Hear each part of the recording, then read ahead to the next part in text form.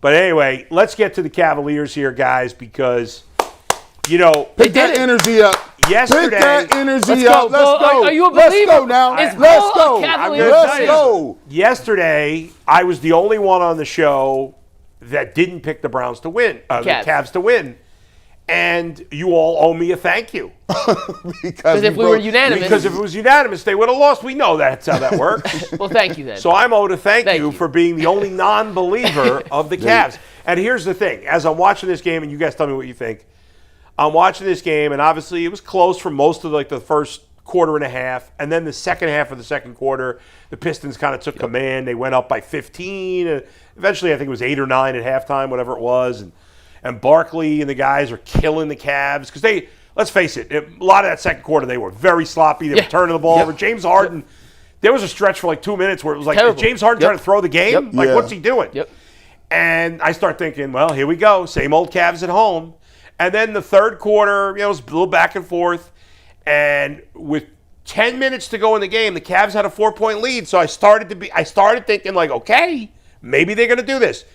From the 10-minute mark to the 3-minute mark, Pistons completely dominate the game. Cavs don't do anything right. And again, I'm thinking same old Cavs. But we all know what happened from the 3-minute mark on. And the Cavs proved, at least for one game, we'll see long term, they showed toughness, they showed grit, they showed fight. And that's something they had not shown on the road, period, against any good teams. And they finally did it yesterday. I said on the postgame show that last night does not absolve them of all their wrongdoing. It does not change the narrative in totality. But it finally... And if they lose the next two, it was completely meaningless. Exactly. But for 24 hours until Game 6 happens, you have a reason to believe that maybe a Tiger can change its stripes. Maybe. And they still have to prove it in the long term.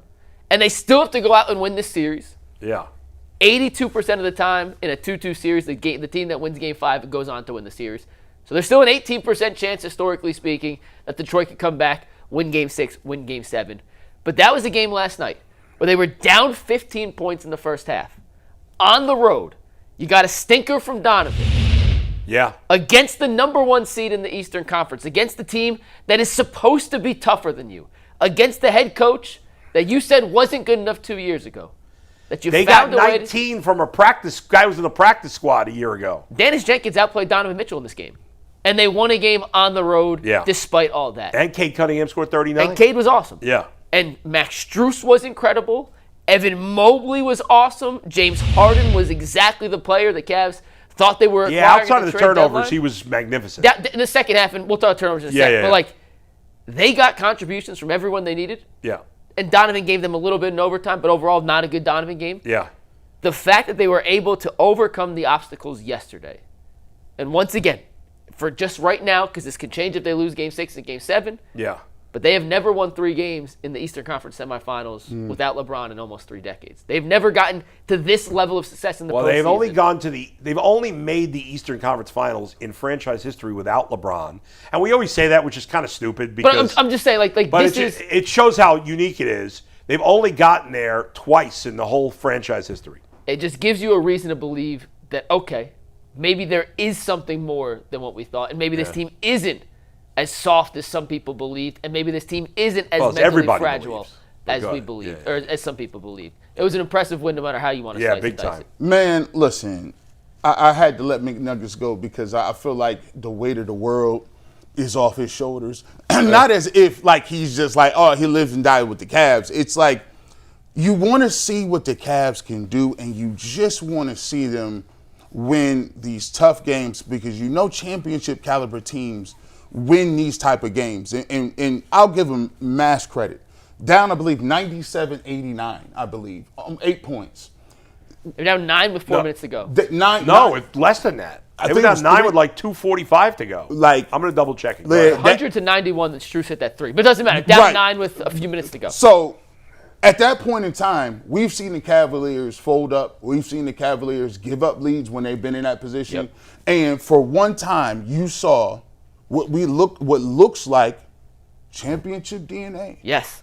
For the first time, it looked like they were the team that made the plays that counted. You look at huge 3-point shot for Evan Mobley. Huge. Like he steps up and takes that. Donovan Mitchell, pump fake, relocate, set his feet, hit a big three.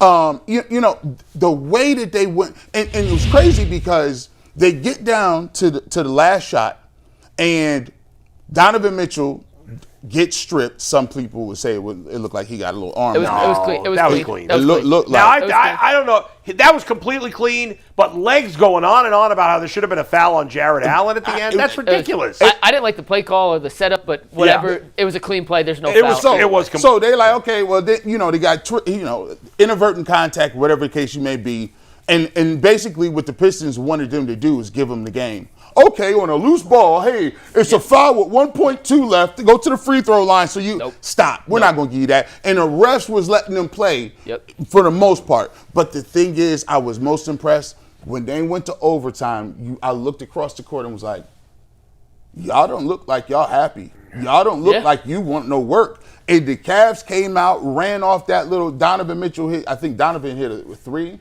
And then Strus strips. That was back-to-back. They were up 2. Donovan hits the 3 to go up 5, 110, 105. The inbound to Cade Cunningham. Strus steals it, 112, 105. Those are all, and then late in the game, James Harden missed the free throw. That rebound. And then they get the rebound. Those are all the things that have gone against the Cavs. That would have been a very different ending potentially if he does not get that rebound. That was terrible by Cade Cunningham. And he missed free throws. Like all those little things. Yeah. Getting your own offense. How many times have we sat in this exact situation and said, Cavs got a rebound. Can't do that. Detroit got the offensive rebounds. How many times have we said, stupid turnovers late? Right. Well, it was Strus that got the steal. It was James that got the rebound. It was Evan who had the 2 blocks. It was Donovan who had 5 points in overtime, and it was Evan Mobley, once again, who had the game-winning 3. And Jared Allen had that putback off the Mobley miss. But here's the deal. So Strus hit a 3 that made it a 6-point game with 3:38 to go. However, the Pistons went back up by 9 because Tobias Harris hit a 3. Went down. He hit a 3. So after Tobias Harris hits that 3, it's 103-94. James Harden has the ball with 2:40 left. He gets his shot blocked by Jenkins. Remember that? Yep. But the ball was loose and he tips it out to Donovan. Harden got the ball back, kicked it out to Donovan, who hit a 2 with 2:36 left. So it was with 2:40 left. It was 103-94. They were down. I mean, if they don't get the ball there, they probably lose the game. It's done. The last shot that you just said from Tobias Harris was the last time the Pistons scored in regulation. The Cavs got stops on 7 straight defensive possessions. Everything. Down the stretch. They had to do obviously the last possession of regulation, they didn't score. But between the James Harden getting his shot blocked with 2:40 to go, through the miss by Donovan Mitchell, in between there, that 2 minutes and 20 seconds, the Cavs had to be perfect. Yep. And they were. And that takes mental strength. And I know toughness comes in a bunch of different forms and varieties. It doesn't always look like Jalen Duren, who's all muscled up. Like he has done nothing. And the Cavs have out-physicaled him, and they've completely taken him out of his second straight playoff They had more rebounds. They almost doubled their trip to the free throw line. He didn't even play in the fourth quarter, correct? No, he got benched in the fourth quarter. Paul Reed did not play a minute in the first 3 quarters, played 12 minutes in the fourth quarter, 5 minutes in overtime. But here's the thing. Two numbers real quick I want to make sure I mention. In this game, 20 points off turnovers in the first half for Detroit. 20. Right. It was like a 20-2 edge, I think. 7 in the second half and overtime combined. 20 in the first half, 7 in the second half combined. In the fourth quarter alone, the Cavaliers defense forced 4 shot clock violations on Detroit. 4 shot clock violations on Detroit. 2 of those were results of last-second drives where Evan Mobley smacked it out of bounds and it careened out. And I feel like they were all at the final 3 minutes. The funny thing is I think in the fourth quarter until the 3-minute mark, or until the 4-minute mark, I think the Cavs had like 2 field goals the whole fourth quarter. That's a lot of free throws. Well, but they didn't even score that much. Yeah. I mean, from the 10-minute mark to the 4-minute mark, the Cavs barely scored. The Pistons went on like a 12 or 14-0 run, something like that. When Jenkins hit that corner 3 in transition, go up 95-89. It went from a 3-point game to a 6-point game. I was like, that was it. You thought they were in trouble for most of the fourth quarter. You're like, they're gonna lose this game. They're gonna lose this game. If I said it in a tweet, something along the facts. Duncan Robinson was out of this game. I said, listen, if the Cavs can limit their turnovers, if they don't have 15 to 20 turnovers, and Cade Cunningham's gonna have to have 50. and they just can't score that much. And it looked like what the formula was the Cavs was turning the ball over. And Cade Cunningham couldn't miss for stretches of this game. But down the stretch, they double-teamed Cade Cunningham every time, and there's nobody else for them. Like, Jenkins did a great job, but nobody else played well for them. I coined the phrase. Tobias Harris had a terrible game. I coined the phrase ABC down the stretch. Anyone but Cade. And anyone but Cade. And now, down the stretch when they were up 113-109, Detroit was inbounding with about 28 seconds to go. And the inbounds play, they broke up, but Cade still came out and turned right into an open three that ended up being called back for a two. And I'm screwed. Anyone but Cade in those situations. Anyone but Cade. And Cade gets a ton of – Cade was awesome last night. Yeah. But they don't have the other playmakers that if you take Cade out, you're that worried. And that's why – Now, LeVert tried to do it, but he couldn't make the shot. But throughout the series, that is why Detroit, as good as they are at some things, just never looked at them as a true level contender because – they are so focused, or not focused, but their whole offense is predicated on that guy who you see on screen, who is elite, creating everything for everybody else. And if he's not having the ability to score and create, they just don't have many other options. You know what? You saw it last night on full display. They remind me, so many parallels because it kind of reminds me of Detroit versus the Cavs in 07. In 07 when LeBron was playing. It's Cade Cunningham, and this is two playoff series in a row. Scotty Barnes is better than people thought, way better. And then actually, to be truthful, Cade Cunningham is way better than people thought too. Cade Cunningham almost, like, to be honest with you, he could be, if he didn't have the turnovers, he could be literally unguardable. His mid-range game, if he gets to his elbow and his spots, he's so big. 6'8". He can create contact. He can bully you. He can shoot the three. He creates. He's unselfish. But he reminds me of LeBron James in 07, 06 in those teams because he has the most on his plate. It's all on him. He has to create. He has to guard the best player. He has to play defensively. He has to knock down shots. And I for the first time, I started to think when he had 39, you saw it start to wear on him as he got to the bench. And we talked about that yesterday. He played 48 minutes last night, and that includes overtime. Which he needs to. And he does, but over the course of 5 games, you started to see him start games hot and down the stretch. Yeah. His play falls. I mean, part of it's that you're just double teaming him, and I'll give Dean Wade credit. The Vanilla Wolf. He had a typical Dean Wade game. He doesn't take a shot, which drives me crazy, but he played. Wolf. I feel like kind of led the charge of their great defense in the final few minutes. He played great because you had him on Cunningham, and then they would double with a big man. And it was so impressive how they played defense down the stretch. And even when he was able to get off a shot, Cunningham, down the stretch, it was never a good. Like, how many good shots did the Pistons have in those final 3 minutes or in overtime? Not a lot. And a couple of huge plays were when they changed that. They changed the 3 to 2 on Cunningham. Right. That made a huge difference. Yep. And then, of course, you referenced it earlier. The James Harden getting his offensive rebound. Gigantic. The Pistons have to be sick from that. Not that they would have necessarily won, but they would have had a chance. Do you know who did not box out of that play? Cade Cunningham. That was on Cade Cunningham, and that's the kind of thing. Well, they mentioned it on the broadcast how he didn't take a good angle. No, and that's the kind of thing when you play that many minutes. You get worn out. You think and it's just that smidgen of a mental mistake, right? Like, Yeah. for 1 second, Is the I don't have to difference. box out. I'm 6'8", I'm taller. Yeah. The ball bounces off the rim perfectly back to James Harden. Yeah. He's in the wrong angle. And that is essentially, at the end of the day, the difference in the game. And the Pistons have to be like, I mean, it's going to be hard for them in Game 6. I'm not saying it's impossible, but you were up 2-0. You've lost 3 in a row. You lost a game. You were up 15-9 with less than 3 minutes to go at home when your best player did pretty much all he could. And you had a guy in Jenkins who was a G League player last year who played great. Now, you want to say, well, Tobias Harris could play better, and he probably will, but is Jenkins going to play that well again? I doubt it. Is Donovan going to play that poorly at home? Right. And, nobody else had like I mean, Max Strus had a great game, but he's capable of that. And Mobley played really, really well, too. He did, but he's done that, a number of times. It wasn't like outlier Mobley, performances. 2 games in a row, just stuffing the stat sheet. He had 8 rebounds, 8 assists.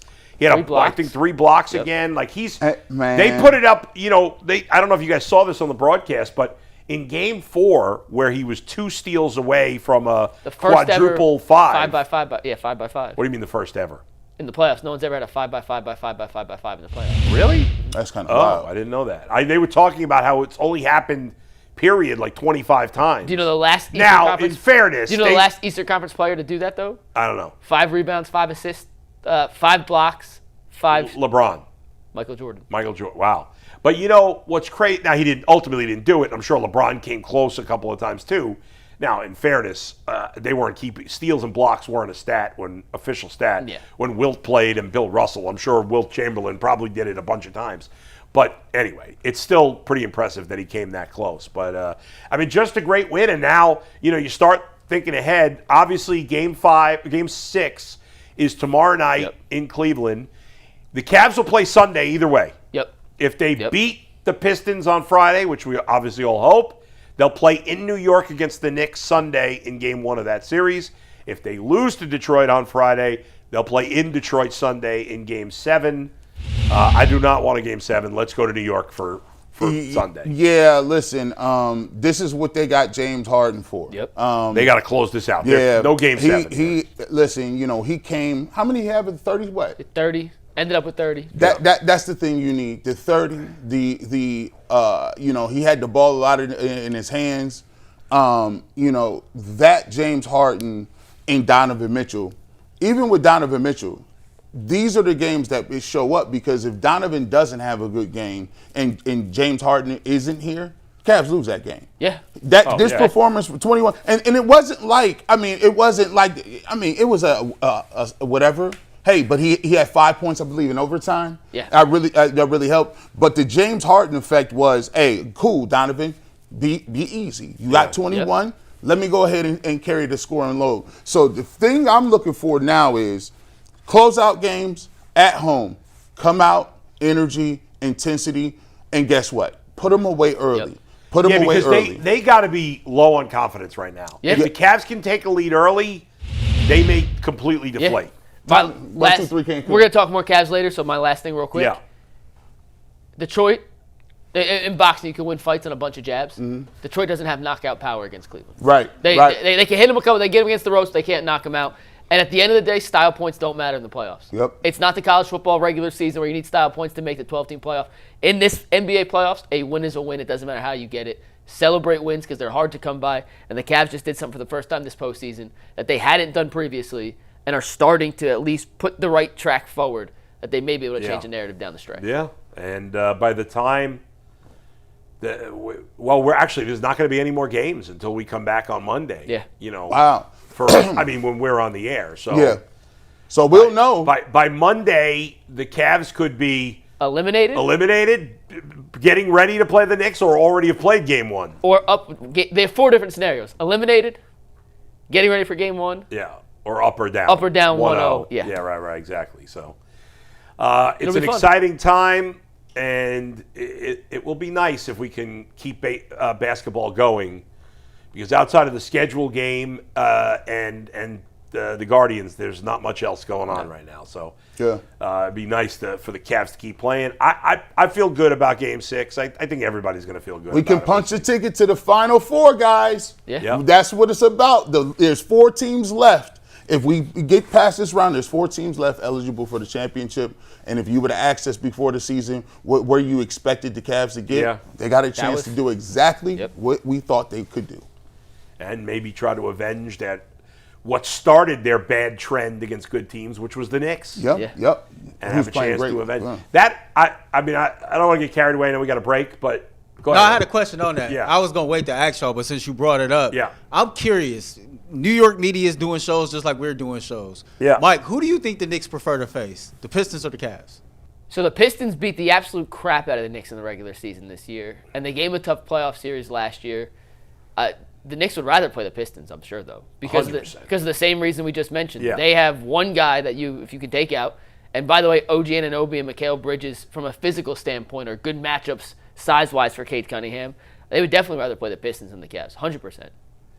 Yeah, I think, and same here. I look at the Knicks as a tougher challenge for the Cavs than the Pistons. Yeah. Yeah. I think Cavs-Knicks will be a great series. I would expect it to go 7 games. Stylistically, they're very different, New York and Detroit. Yes. Detroit Very different. plays one style. The Knicks play a different, completely opposite style. Yeah. You go from They're Durant a much to Cat. deeper scoring team. Deeper, way better offensively, way worse defensively. Right. So And they don't have their best player is not as good as Cade Cunningham, but he's not far off. no. Right, but you take Cunningham over Brunson. Oh yeah, 100%. Yeah. Just size alone. Anyway, can't wait. It's going to be a lot of fun, and I think we were all hoping. Just end it on Friday. Yeah, Just end it no on game Friday. 7. No. Don't make us go back to game 7. Let's move on. Let's move on. I'm working on to trying to get a press pass for the Garden.